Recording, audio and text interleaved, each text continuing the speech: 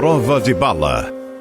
Olá, sejam todos muito bem-vindos ao A Prova de Bala. Eu sou Carla Albuquerque, estou aqui junto com meu grande parceiro Thiago Pavinato. Tudo bom, Thiago? Tudo bem, Carla. Boa noite.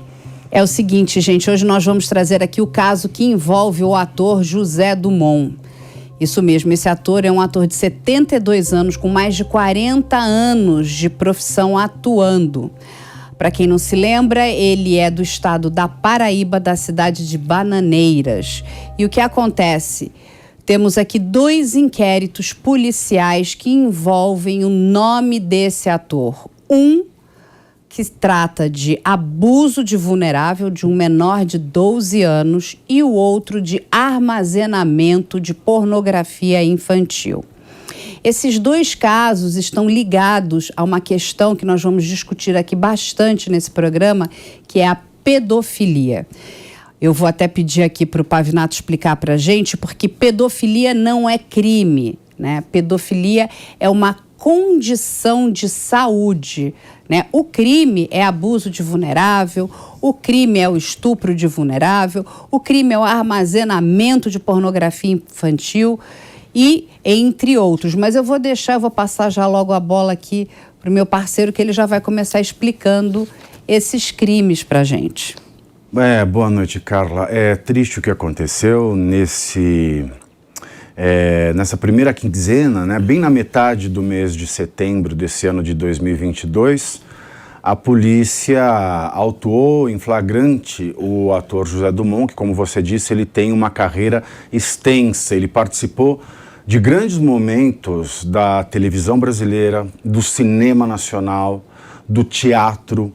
Ele que teve a sua última participação na novela, sempre, né, nas novelas da Globo, mas a última foi a novela Nos Tempos do Imperador, e ele fez, se não me engano, o Coronel Eudoro, né, fez um grande personagem nessa última novela, e estava para ir ao ar, né, na nova novela do João Emanuel Carneiro na Globoplay, e foi retirado, né, de última hora, assim que esse escândalo veio à tona, e foi substituído por um outro grande ator, o Jackson Antunes.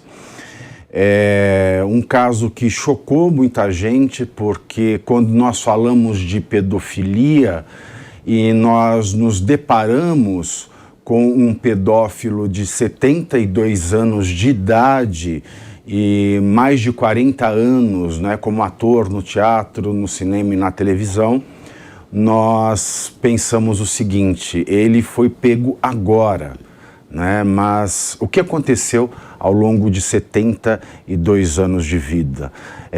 Haveria outras prováveis vítimas? Provavelmente sim.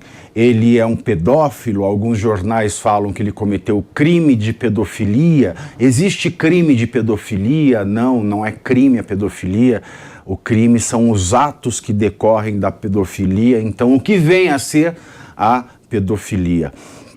Antes de eu explicar esse ponto, só fazer um adendo, não é? Eu sou advogado, sou professor de Direito e o meu mestrado e o meu doutorado, ele versou sobre aplicação de aspectos psiquiátricos no direito brasileiro. Então, como é que a psiquiatria influencia no direito brasileiro? Então, nessas 2 oportunidades, tanto no mestrado quanto no doutorado, eu convivi muito com os professores e os pesquisadores da Faculdade de Medicina da USP, especialmente a psiquiatria. E me recordo que na época do mestrado, o professor da psiquiatria da USP, o Dr. Arthur Guerra, ele causou muita polêmica quando ele trouxe a questão do pedófilo na psiquiatria. E ele propôs que o único tratamento possível para um pedófilo seria a castração química. Isso gerou um grande debate, não só no meio acadêmico, como também no meio midiático. Por que a castração química, Carla? Porque a pedofilia, ela não chega nem a ser uma condição de saúde, ela é uma condição de personalidade. Quando a gente fala de personalidade humana, nós falamos dos traços característicos individuais de cada pessoa. Então, a sexualidade, ela é uma aba da pasta personalidade humana. Então, quando eu falo que alguém nasce heterossexual, esse aspecto da sexualidade é um aspecto da personalidade. Quando eu falo que alguém é homossexual, transexual, é um aspecto da sexualidade vinculado à personalidade. E a pedofilia, né, como foi muito bem demonstrado pelo professor Arthur Guerra em 2007, ela é uma questão da personalidade. Então, o pedófilo, ele nasce pedófilo. Ele não muda. Ou seja, ele já nasce com uma condenação, né? Ele nasce com uma condenação, exatamente. Porque se ele já nasce com esse traço, é algo que já vem com ele. Não há nada que ele possa fazer para mudar isso. Não há. A única coisa que poderia ser feito é um condicionamento para uma vida de castidade. O que é uma vida de castidade? Uma vida em que a pessoa ela abdica por completo do sexo. Ela faz um voto de celibato, por exemplo. E isso é muito complicado, né? Porque muita gente se levanta quando esse debate vem e fala, bom, então agora você quer dizer que é normal, que é legal, que o pedófilo é uma vítima da sociedade. Não é nada disso. A questão ela é um pouco mais intrincada. Quando eu digo, eu repito, não é, o pensamento da ciência psiquiátrica, que a pedofilia é uma condição da pessoa, eu digo que ela é uma condição da mesma maneira que a psicopatia é uma condição. Um psicopata, ele nasce psicopata, ele não muda, não existe tratamento, não há o que se fazer com o psicopata. O psicopata é um sujeito que não tem empatia, ele não tem sentimento para com o outro. Então ele é um player que não serve para a vida em sociedade. E o mesmo acontece com o pedófilo. Outra complicação, eu não posso confundir psicopata com pedófilo. Por quê? Porque o psicopata, ele é um sujeito que não tem sentimento. Já o pedófilo pode ser psicopata, o que é raro. Mas, na maioria das vezes, ele tem sentimento. E aqueles que não são psicopatas, eles sofrem muito com esse desejo.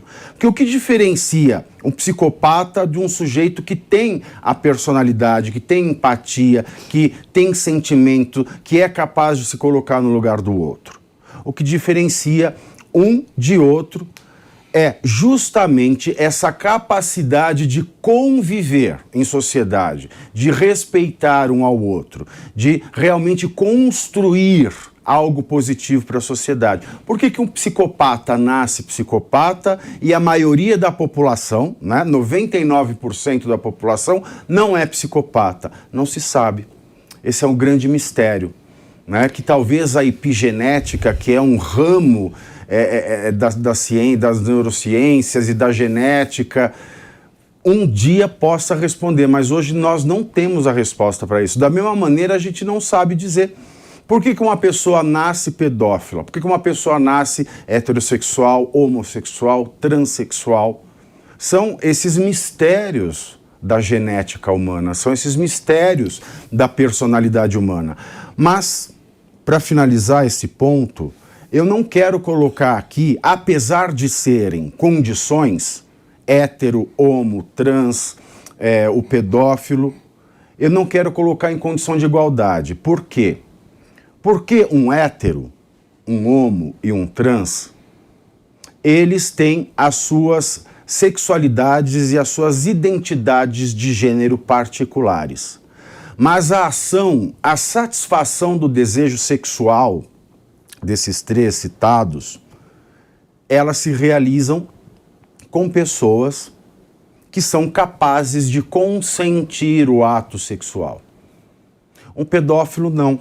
Um pedófilo ele já nasce condenado porque a satisfação sexual dele se dá com uma criança. e criança não consente. Por que criança não consente? Criança não consente porque ela ainda não tem o desenvolvimento cerebral completo.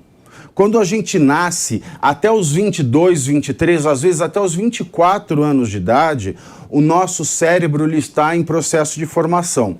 Então, lá do 0 aos primeiros anos, é um processo muito intenso de transformação cerebral, de conformação de filtros éticos, de desenvolvimento dos sistemas neuronais. E isso, ao longo dos anos, vai se tornando mais lento. Então, eu posso dizer que do 0 aos 15 anos, eu tenho um processo muito intenso de transformação, formatação e formação dos sistemas neuronais. E essa dinâmica, essa velocidade, ela vai caindo e ela termina ali por volta dos 22 aos 24 anos. De modo que eu posso pensar em um sujeito capaz a partir dos 16, dos 18, porque os sistemas básicos fundamentais para a tomada de decisão, a queda dos sistemas que fazem misturar o mundo fantasioso da infância com a realidade já se formaram até os 16 anos. Então, a criança no direito, ela é absolutamente incapaz porque ela não tem esse sistema formatado e, portanto, ela não é apta a consentir.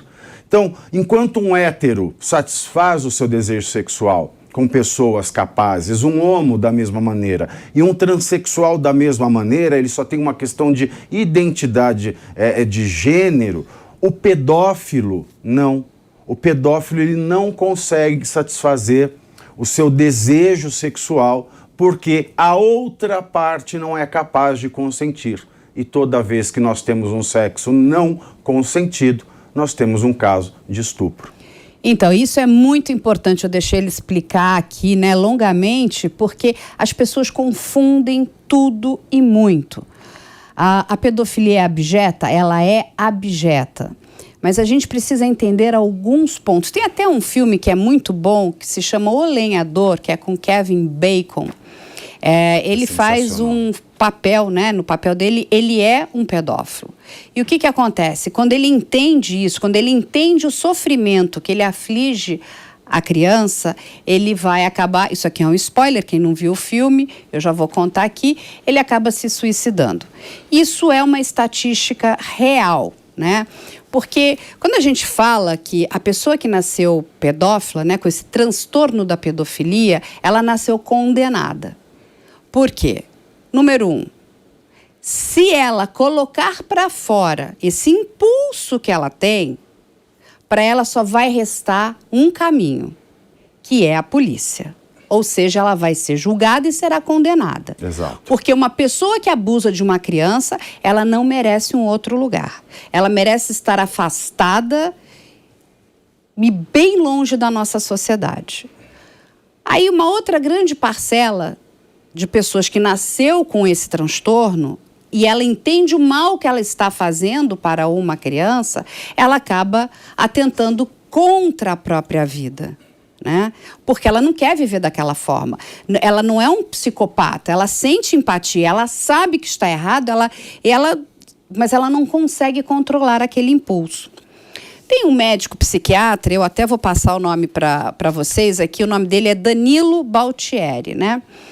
E ele deu uma longa entrevista e ele diz o seguinte, que a pedofilia não tem cura.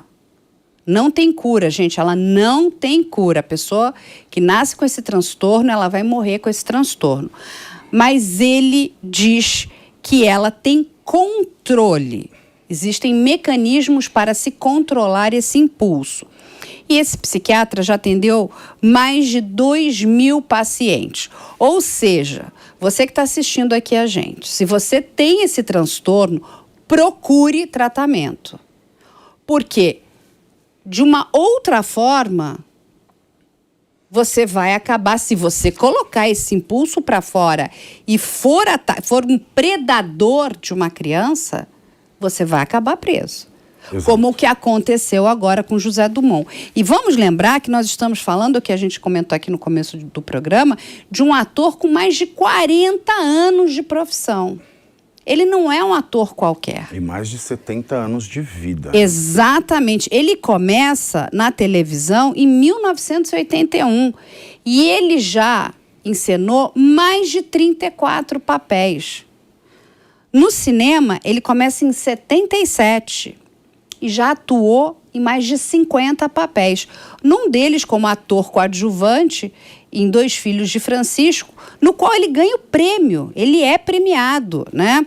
No teatro, ele teve 5 grandes papéis importantes e ao longo da vida dele, ele ganhou mais de 22 prêmios. Mas essa questão com José Dumont não começou agora em 2022, né? Pelas pesquisas levantadas, já existe, né, uma investigação na Paraíba, em 2009. E que, por algum motivo, aquela investigação foi arquivada e eles estão reabrindo esse processo. Até porque, eu vou também deixar o Pavinato aqui explicar, tem a questão de prescrição. E ele foi preso em flagrante no dia 15 de setembro, no apartamento dele, ali na região ali do Flamengo do Catete. A prisão em flagrante foi convertida para prisão preventiva. E aí é que começam as questões, né, que acabam deixando até a nossa sociedade bastante desconfortável, né? Porque eu vou pedir para o Pavinato também explicar que são as questões às vezes, de nulidade, né? Os advogados estão pedindo, né, para que ele seja solto, porque eles entendem que essa prisão em flagrante, ela não respondeu, né, aos quesitos necessários, né? E aí a gente precisa entender o que é um flagrante, né? Porque, e eu também, outra coisa que a gente precisa também deixar aqui explicado, a justiça decretou sigilo ao processo. Por quê, gente? Porque envolve menores de idade. E isso está correto. Então, nós recebemos informações, mas tudo é ainda em sigilo. O processo está em sigilo, né? Muito já foi falado na mídia. E aí o que chegou aqui, a informação é que esse flagrante não correspondeu aos requisitos que são necessários dentro da nossa lei, dentro do nosso processo penal. E aí eu vou pedir para o Pavinato explicar para a gente, e aí novamente aqui voltando para vocês, como se dá nesses casos. Aqui em São Paulo eu conversei longamente com delegados que trabalham, são muitas operações que acontecem no Brasil contra a pedofilia. Assim, mais do que a gente gostaria de imaginar. E o que acontece? Para você prender alguém em flagrante, ele teria que estar ali na troca de arquivos. Não basta só no armazenamento do material, mas ele teria que estar recebendo, enviando, e aí o flagrante se dá naquele momento. Eu espero, do fundo do meu coração, que a Polícia do Rio de Janeiro, que é muito boa, tenha, né, tido o cuidado de trabalhar dentro, né, da legalidade para que não haja nulidades lá na frente. Pavinato. Os complicadores são muitos, né? A gente passa primeiro pela confusão da pedofilia com os crimes, o aspecto psiquiátrico da pedofilia. Depois nós passamos para as duas figuras legais principais, as transformações que essas figuras, que são os crimes, sofreram de 2009 até hoje. Também a mudança na prescrição e no tipo de ação penal. E entramos também na discussão dos requisitos para prisão em flagrante e prisão preventiva.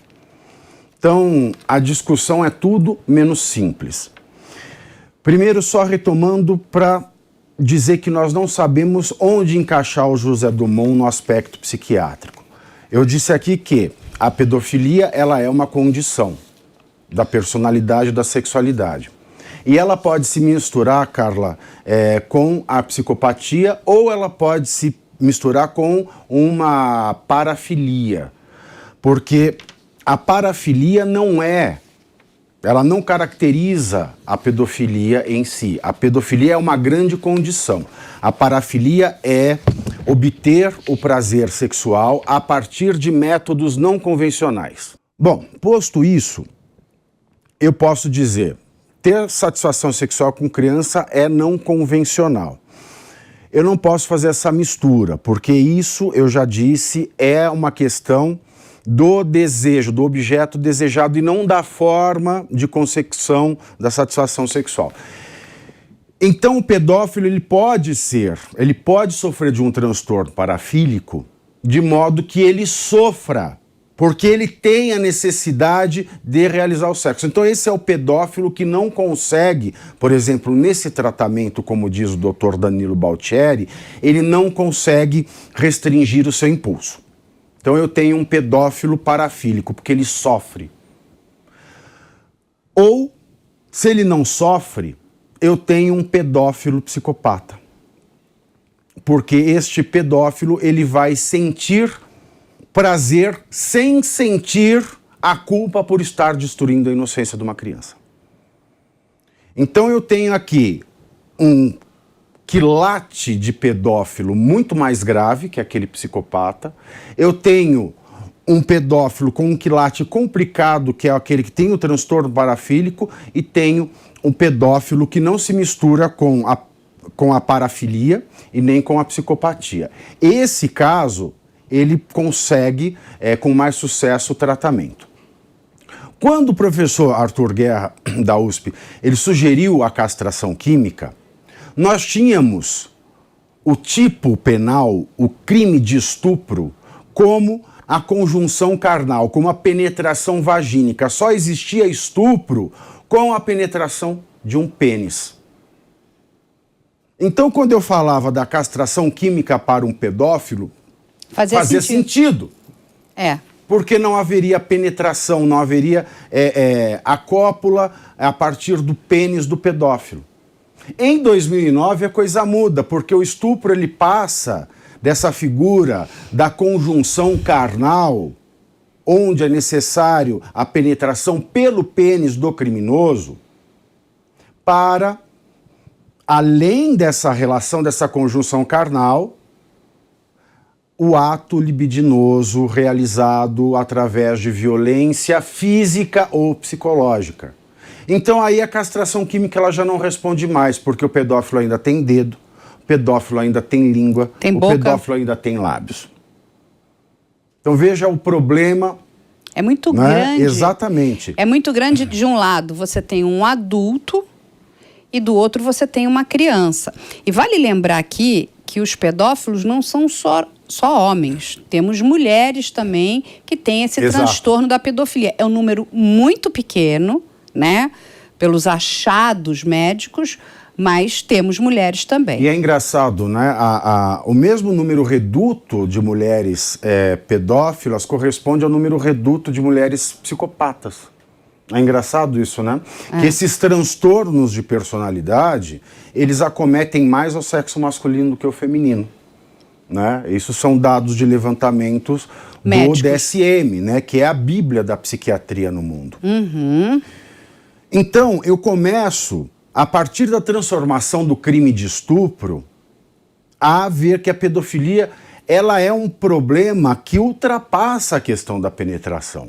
Quantos casos nós não vemos de pessoas que apenas não, porque isso é muito sério, fazem de pessoas carícias. Que não fazem carícias, se masturbam, sim, fazem uma série de coisas que se encaixam, oral, né, e se encaixam na questão do ato libidinoso. O sexo oral antes não era estupro. Porque a libido, Pavinato, ela está aqui no cérebro da gente, né? Exatamente. Que ela manda todo esse impulso para o resto do corpo. Mas se essa questão nossa cerebral, ela está, né, com esse transtorno, é muito complicado. Demais. Porque antigamente, como ele falou, o que os médicos faziam, eles injetavam hormônios femininos para, inclusive, diminuir a testosterona nesses homens que tinham essa condição, que nasciam com esse transtorno, né?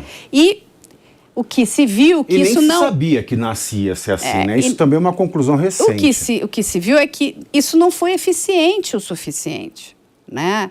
E o que é muito triste, vou pedir aqui ainda para o Pavinato explicar para a gente, depois a gente volta nesse trechinho, mas eu quero que ele explique essa questão, porque isso está gerando muita confusão, que é dessa prisão em flagrante. Isso. Não, eu vou chegar aí. Chega. Então, nós mudamos o estupro. O estupro, ele engloba o ato libidinoso agora. O que é muito conveniente. Que um sexo oral a força, mediante violência, é um estupro. Antes não era. E com isso, o Código também passa a falar do estupro de vulnerável, que é a prática da penetração de todos esses atos libidinosos, a força física ou psicológica, com menores de 14 anos, ou seja, de 13 anos para baixo. É a famosa pedofilia, né? Que não é pedofilia. A pedofilia é a condição do pedófilo. E o crime que um pedófilo pode cometer é a prática de ato sexual ou libidinoso com a criança, com o menor de 14 anos, ou seja, dos 13 aos 0 anos de idade. Além disso, existe uma outra figura nova no Código Penal, que é o armazenamento de pornografia infantil. Ou você produzir, armazenar, guardar, distribuir, trocar, fazer qualquer coisa com pornografia infantil é crime. Então eu tenho esses dois crimes do pedófilo no Código Civil. Quando então a mídia fala em crime de pedofilia, o correto seria que ela dissesse ou o abuso de vulnerável, ou o estupro de vulnerável, ou a produção, armazenamento, troca, qualquer verbo de ação que você queira dar à pornografia infantil. Quando eu falo do estupro, eu tenho um outro complicador. Ao longo dos anos, ao longo da última década, foi se mudando a forma de ação penal desse crime. Antes, o estupro ele era um crime de ação penal privada. O que é isso? A pessoa estuprada deveria procurar a autoridade e levar o processo em sigilo. Depois ela passou para ser uma ação penal pública condicionada à representação privada. Depois ela se tornou uma ação penal pública. Qual é a diferença? Qual é o problema em se tratar o estupro como uma ação penal pública? Tratar o estupro como ação penal pública é levar a vítima à autoridade pública várias vezes para que ela repita o que aconteceu. É a revitimização. Exato. É uma dor horrível. Você imagina levar uma criança. E aí, quando eu mudo de ação penal pública para ação penal privada, eu também mudo os critérios de prescrição. Antes de entrar no flagrante, é importante que se diga isso. Quando eu penso numa ação penal privada e eu falo, a partir de 2009, do estupro de vulnerável, eu tenho que a questão da prescrição ela aumenta. Por quê? Porque ela começa a correr a partir do momento que o menor faz 18 anos, se nada foi feito antes. Quando eu falo de uma ação penal pública, já não ocorre o mesmo. Então essas idas e vindas de mudança na legislação com relação ao crime de estupro, que impacta no estupro de vulnerável, faz com que eu tenha uma legislação que não dá resposta quanto ao fato de um crime que ele cometeu em 2009 já prescreveu, o inquérito ele ainda pode estar em curso, teve prescrição intercorrente. Então esse é o primeiro complicador. Eu penso que, em se tratando da prescrição para o estupro de vulnerável, sempre é o mais justo. É o mais justo. Sempre deve-se esperar que o menor complete 18 anos para que a prescrição comece a ser contada. Então, eu acredito piamente que o mais justo é que, mesmo que o inquérito de 2009 tenha sido encerrado, ele pode ser retomado porque o crime não prescreveu. Concordo com você. Essa seria a decisão mais justa. Importante, mas isso teríamos que também ter uma mudança nas nossas leis. Como a legislação ela não é clara, a gente tem que esperar um posicionamento dos tribunais superiores. Esse é o primeiro ponto. O segundo ponto é a prisão. E acho que dessa maneira a gente passou passo a passo para entender como lidar com um crime que nasce da condição do pedófilo, que é o estupro de vulnerável ou a questão da pornografia infantil.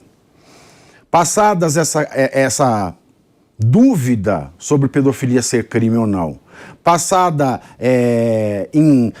limpo essa questão de quais são os crimes de um pedófilo, que não é crime de pedofilia, passado a limpo a questão da prescrição e das alterações da figura do tipo do crime do estupro, nós chegamos à questão da prisão do pedófilo. No Brasil nós estamos carecas de saber, porque a discussão, o debate político, ele girou muito em torno nos últimos anos da questão de que ninguém pode ser preso senão depois do trânsito em julgado da sentença penal condenatória. Então, o princípio de presunção de inocência da Constituição diz que todo mundo é inocente até o trânsito em julgado de uma decisão judicial que condena. Trânsito em julgado o que é? Trânsito em julgado não existe mais recurso, ou, existindo recurso, nenhum recurso foi interposto. Então, essa decisão, existe um recurso? Existe, tem um prazo. Se depois desse prazo a parte interessada não protocolou um recurso, ela vai transitar em julgado. Então, é a condenação feita, perfeita. Ou quando não existe mais recurso, como o último recurso apresentado no STF, que é a Corte Constitucional. Depois daquela decisão, não existe mais recurso, transita em julgado. Se a pessoa foi condenada, ela não é mais inocente.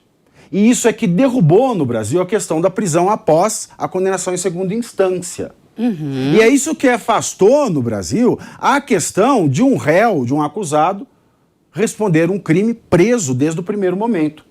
Isso é tão importante que as pessoas entendam, né? Porque o que acontece? Às vezes há pressa, né? E a gente entende muito bem, porque aqui a gente está tratando de crianças, né? Deixa todos nós, assim, é um crime nojento, né? É um crime que eu não tenho palavras. Então, o que a gente quer fazer? A gente quer tirar essas pessoas do convívio com a sociedade. Mas a gente precisa ficar muito atento para que não aconteçam nulidades lá na frente, para que o processo todo não seja anulado. E aí, o que a gente vê, né? Por exemplo, vamos pegar aqui rapidamente, o Pavinato vai voltar e vai explicar isso, mas é o que deixou a gente aqui perplexo. Com o caso Boldrini, no Sul, que o julgamento foi todo anulado. Boate Kiss, julgamento foi todo anulado. E por quê? Por questões de nulidade, por questões processuais. Então, as pessoas não entendem. Não, anulou porque se atropelou. A própria questão do ex-presidente Luiz Inácio Lula da Silva. Sim. Que hoje diz que foi inocentado quando não foi. Não, ele não foi inocentado. O processo dele foi anulado. Por quê? Aquela ansiedade, aquela angústia, e não se respeitou os ritos. A gente pode ficar muito chateada, mas que absurdo, que não sei o que. Mas são as leis do nosso país, A ejaculação precoce é um problema em qualquer área dessa vida. É verdade. Né? Tudo tem que ter o seu tempo certo. Né? Nada pode ser feito de qualquer jeito, nada pode sair antes do tempo, porque senão não fica bom. E é o caso que nós temos que parar para pensar aqui. Porque se a gente não respeita o rito processual de uma prisão, né, antes do trânsito julgado para um pedófilo, prendeu uma vez, soltou para prender de novo. É difícil. É difícil, é muito difícil. Muito. Então a gente tem esse personagem na sociedade colocando em risco a integridade, a vida, a infância de muita gente. Nesse caso específico, então, é como qualquer outro caso. Só um condenado pode ser preso, mas existem duas exceções no direito. Duas exceções no direito penal. Ou é a prisão em flagrante, ou é a prisão preventiva. Certo? A prisão em flagrante, ela acontece basicamente de três modos. A pessoa é pega com a boca na botija no ato do crime. No caso de um pedófilo, a pessoa é pega fazendo um ato, um sexo oral, uma penetração ou qualquer ato libidinoso, acariciando parte íntima, se masturbando com o menor de 14 anos. Né? A pessoa de 13 a 0. Ele é pego ali naquele ato, ele é preso em flagrante. Ou ele está lá fazendo ato libidinoso ou ato sexual com o menor, alguém vê, ele corre. Alguém grita a polícia vai atrás dele e ele é pego após a perseguição, preso em flagrante. Ou essa pessoa acabou de estuprar um menor, o vulnerável, esse vulnerável se encontra chorando ali, alguém passa, um policial passa o que aconteceu, tal pessoa, ela me prendeu, ela passou com a bicicleta tal, ele descreve essa bicicleta e abusou de mim, me estuprou. Essa pessoa, então, ela começa a ser procurada, não perseguida, porque ela já sumiu dali. Mas instantes depois, algum momento depois, ela é encontrada com essa bicicleta descrita.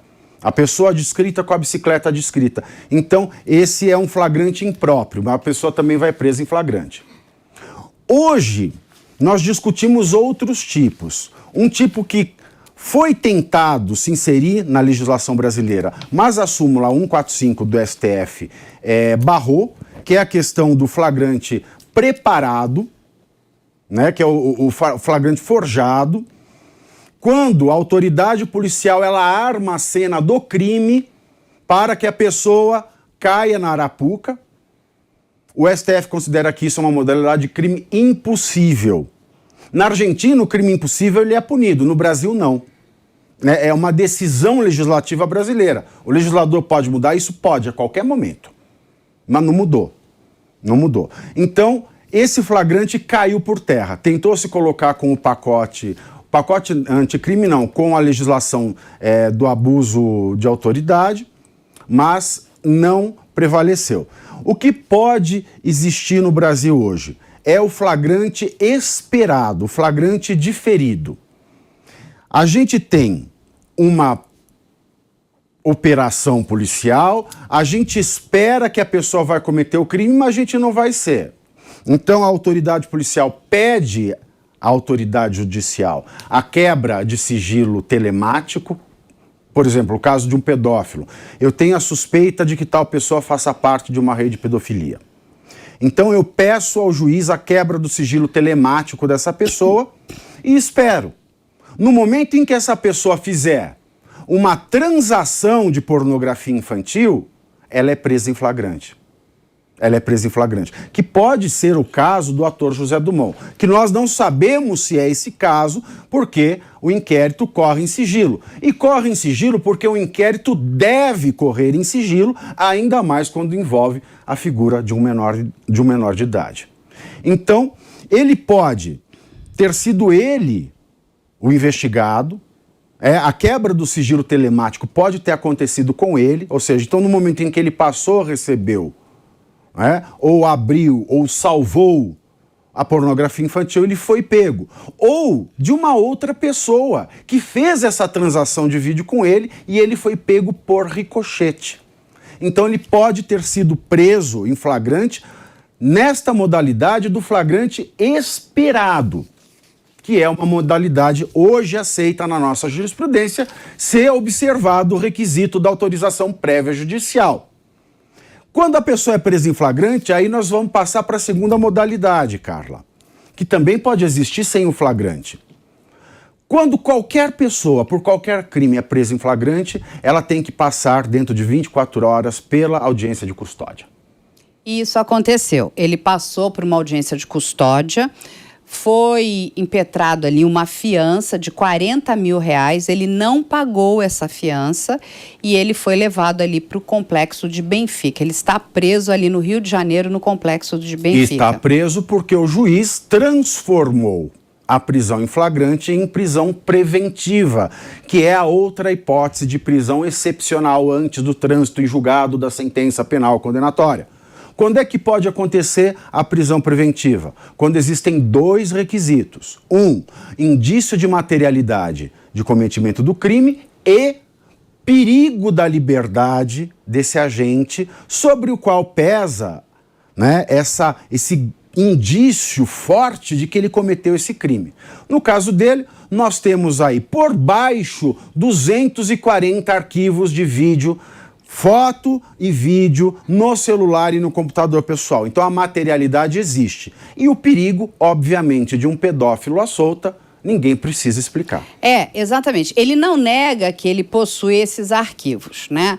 A motivação é que é um tanto quanto absurda. Ele diz que ele tinha, né, que ele possuía esses arquivos porque ele estava fazendo uma pesquisa, um laboratório para um novo papel, uma produção que ele estaria trabalhando. Então, ele arquivou, ele armazenou, né, esse material aí de pornografia infantil para isso.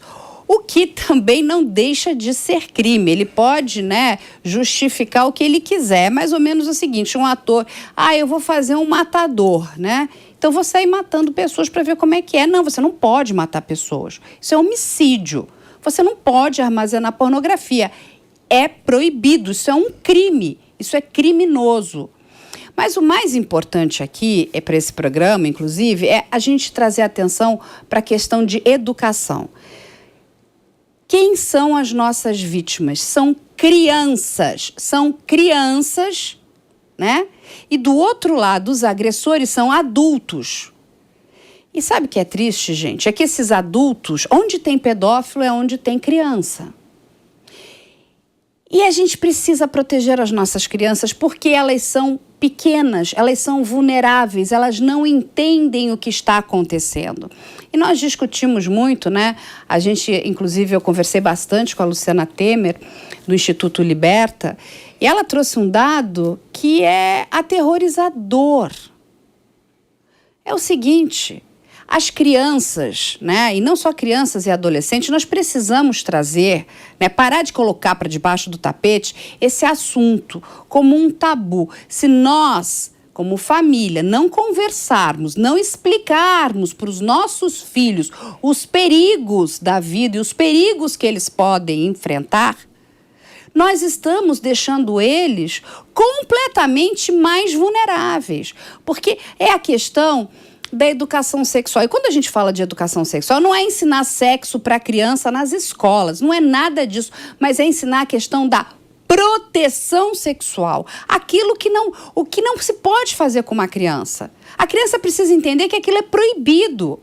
Agora, se nós não ensinarmos, ela vai estar achando que é ok. Não, porque pode ser meu professor, pode ser o meu vizinho, pode ser o meu parente. Meu avô, meu pai, meu padrasto. E quando a gente fala de abuso de vulnerável, 10% vem através da pedofilia. Os outros 90% são abusadores de oportunidade. Isso quer dizer o quê? Estão dentro da casa das crianças. São pais, padrastos, avós, tios, primos. Ou seja, é muito sério. Quando uma criança se diz molestada, nós, família, precisamos acreditar. Nós precisamos, inclusive, de políticas públicas, ensinar os nossos professores, capacitarmos as pessoas na área de educação para ouvirem essas crianças. Porque, gente, é muito triste. Não tem nada pior do que a violência contra a criança. E isso não tem volta. Uma criança que sofre esse tipo de violência é uma criança que vai carregar um trauma para o resto da vida. E nós, adultos, vamos fazer o quê? Ficar de braços cruzados? Não, porque é um tabu, não vamos falar nesse assunto. Temos que falar nesse assunto. Temos que ajudar as nossas crianças. Temos que parar de sermos hipócritas. Porque, olha só, depois que um crime desse aconteceu, aí não tem mais o que fazer. Aí virou caso de polícia. É o que eu conversei aqui com o Pavinato. Tudo vira caso de polícia. É homicídio, é roubo, é abuso de vulnerável. Nós precisamos educar a nossa sociedade. Nós precisamos alertar. Nós recebemos, eu e o Pavinato, um desenho de uma criança que estava sofrendo abuso. É uma das coisas mais tristes que eu já vi na minha vida. Você vê o terror ela implorando para que aquilo fosse cessado. Ela é pequena, ela não sabe nem como se defender. Sabe, é isso que nós, como sociedade, temos que ter em mente. Não adianta, esses crimes estão aí, gente. A gente tem, né, alguns caminhos. Um é não fazer nada, é achar que a polícia vai resolver tudo. Coitado da polícia, que ela tem que resolver absolutamente tudo, né? E aí depois joga para a mão da justiça, que está lá, né, com um monte de coisas para resolver. Ou nós, como sociedade, vamos começar a abraçar esses assuntos que são indigestos, desagradáveis, para começarmos a fazer alguma coisa. Nós precisamos lutar por políticas públicas para defender essas crianças. Mais importante do que condenar um criminoso é evitar que um crime seja cometido. Sempre. Quando uma criança ela é vítima de abuso, quando uma criança é estuprada, nós vamos causar um trauma, nós vamos impactar a vida dessa criança negativamente. Nós vamos impactar a vida, quero dizer, pelo resto da vida. Nós vamos formar aí um adulto com sérios problemas de socialização. E quando eu digo socialização, eu falo do trabalho às próprias relações afetivas dessa pessoa. E quando nós pensamos em uma educação sexual para crianças, não é ensinar sexualidade nem sexo para as crianças, é dizer para a criança que é impróprio, numa linguagem infantil que eu não sei qual é, mas que deve ser descoberta pelos bons profissionais. Pedagogos, professores, psicólogos, psiquiatras.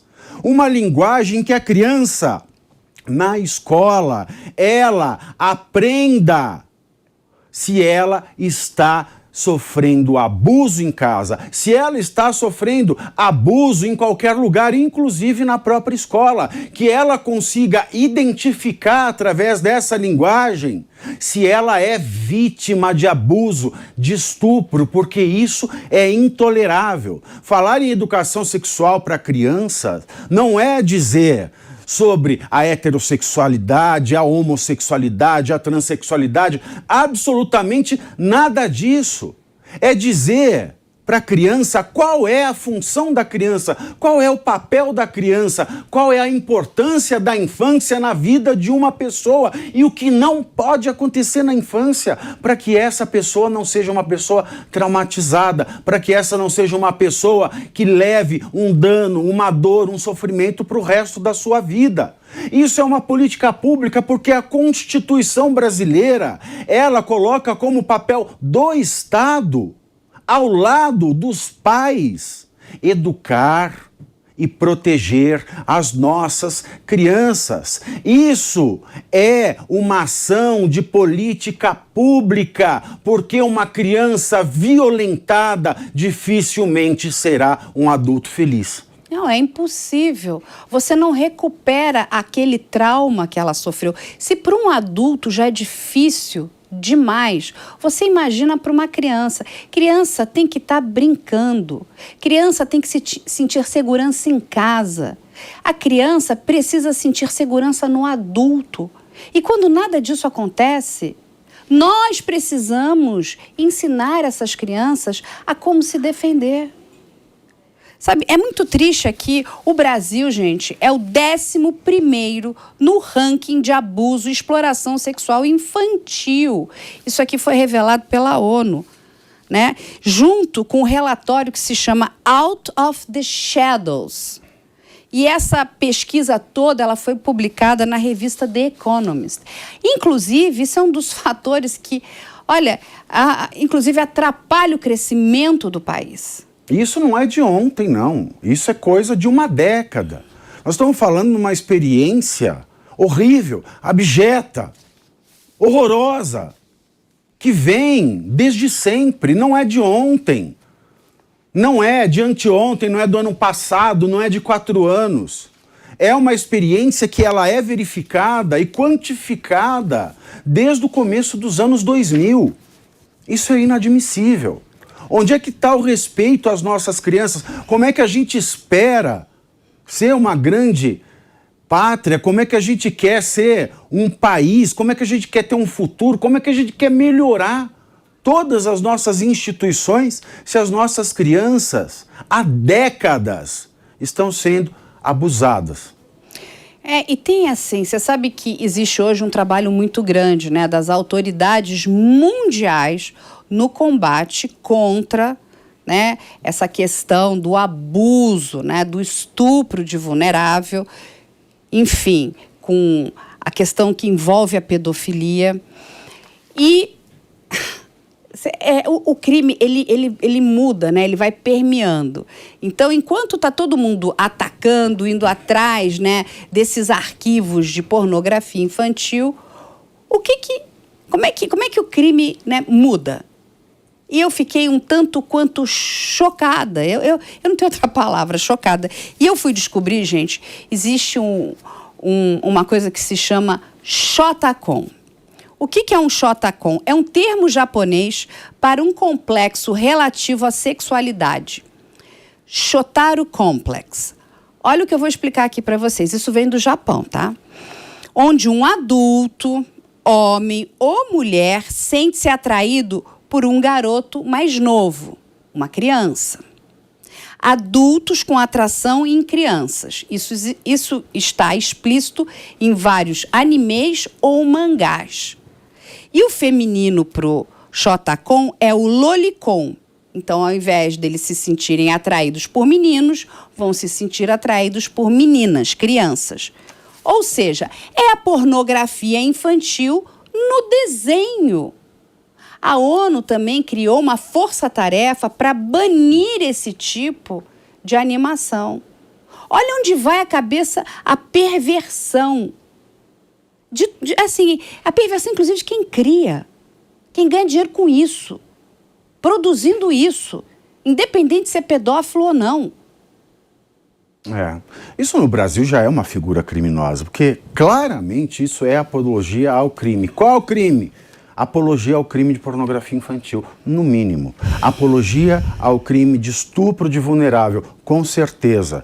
Então, se nós temos alguma dúvida de que Shotacon, por se tratar de um desenho e não de uma criança de carne e osso, não seria um crime, não tenha dúvida. Pode não ser o crime de estupro de vulnerável, pode não ser a pornografia infantil, mas isso é, sem dúvida nenhuma, a apologia a esses dois crimes. Tem até alguns relatos, né, de algumas outras celebridades que é muito triste, né?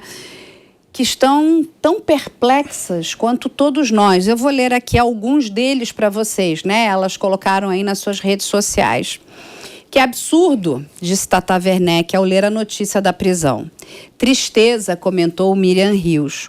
Horrível, descreveu Patti de Jesus. Um baque, que horror, que triste, sem palavras, escreveu Bárbara Reis. Ou seja, essas pessoas, de alguma forma, direta ou indiretamente, trabalharam, né, com José Dumont. Agora, eu acho que eu sempre, mesmo no pior dos horrores, eu acho que a gente tem que encontrar alguma coisa boa. E o que pode ser bom de tudo isso? Porque por ele ser, né, a celebridade que ele está trazendo o holofote para um assunto tão importante. Porque, de novo, a gente está falando de um caso. São milhares de casos. São dezenas de operações acontecendo simultaneamente agora no nosso país. Indo atrás de prender esses pedófilos. E aí fica um recado para eles, porque a nossa polícia hoje está muito bem equipada na questão digital, nessa questão de tecnologia. E você vai... E de pessoal também, Não, né? E você vai ser pego. Você vai ser pego. Eu não tenho a menor dúvida. É uma questão de tempo. Da mesma forma que a polícia está lá monitorando grandes traficantes, grandes ladrões, ela também agora está monitorando esses criminosos. Eu tive a oportunidade de ver um desses monitoramentos. É brilhante. Parabéns para a polícia. Eles ficam ali esperando o momento certo de chegar e de prender um desses, para exatamente essa pessoa não poder sair, ela ser pega em flagrante. Eu tive a oportunidade de ver isso aqui no estado de São Paulo. Parabéns para a Polícia Civil de São Paulo. sabe? Você vai ser preso. E eu vou te dizer, a prisão não é um lugar para estupradores, para abusadores. Não, e além dessa questão, apesar dessa questão da legalidade da prisão em flagrante, Carla, mesmo que um flagrante não seja conseguido, se a materialidade desse crime, se prova, se indícios robustos contra um acusado são encontrados e se nota que de fato ele é um pedófilo, a prisão preventiva ela pode ser decretada a qualquer momento, independentemente de flagrante. Sim, como eu falei, que eu quero dizer o seguinte, que a prisão não é para pedófilo no seguinte sentido. Não, de fato. Porque olha só, dentro de um presídio, até mesmo ali dentro, né? Onde a gente existe uma ética. E assim, essas pessoas não são perdoadas ali dentro. Não é bom, não. Né?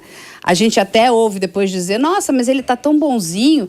Vou lembrar aqui o caso do Eugênio Spkevitz, né? Lógico, lá não tem criança. Aí ele vai saber o que é sexo sem consentimento do outro lado da situação. Exatamente. E eu vou aproveitar aqui, essa semana aconteceu o lançamento do livro do professor Tiago Pavinato, que é esse livro incrível aqui, ó. Declaração Universal dos Direitos da Pessoa Humana Fora do Armário. E fora do armário não é sexualidade só não, fora do armário é a questão do afloramento da nossa individualidade. Né? A questão de assumirmos quem somos religiosamente, sexualmente, profissionalmente, eticamente, moralmente,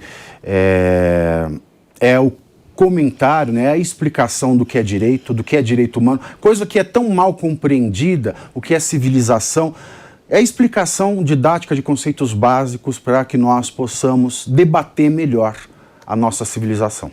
E eu vou pedir a permissão, eu vou ler aqui o que o Karnal escreveu, né? Porque, ó, Karnal... Ele diz o seguinte, gente, o livro que você tem em mãos vai incomodar muita gente. Pavinato é um autor livre e, em dias de polarização, alguém que rejeita fórmulas e rótulos tem o dom de ser vaiado no fla-flu por ambas as torcidas. Ele parte de uma nova noção de civilização e de pessoa humana. Coloca as engrenagens de uma máquina engenhosa para buscar na etimologia, nas ideias jurídicas e filosóficas, a construção de uma posição que eu chamaria de pós-Stonewall. A metáfora do armário não atinge gays apenas. Em resumo, não estamos diante de uma obra facilmente classificável. É um novo humanismo além do tradicional de base grega ou renascentista. Parabéns, Pavinato. Obrigado. O livro é incrível, eu indico para todo mundo, vamos comprar e vamos ler.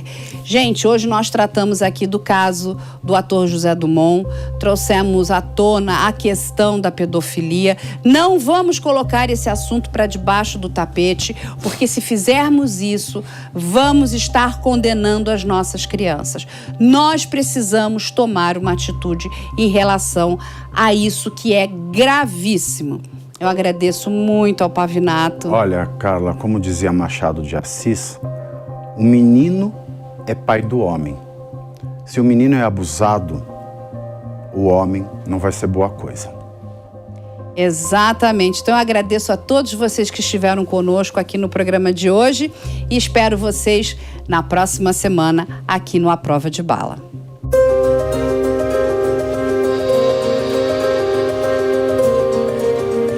A Prova de Bala. A opinião dos nossos comentaristas não reflete necessariamente a opinião do Grupo Jovem Pan de Comunicação. Realização Jovem Pan News.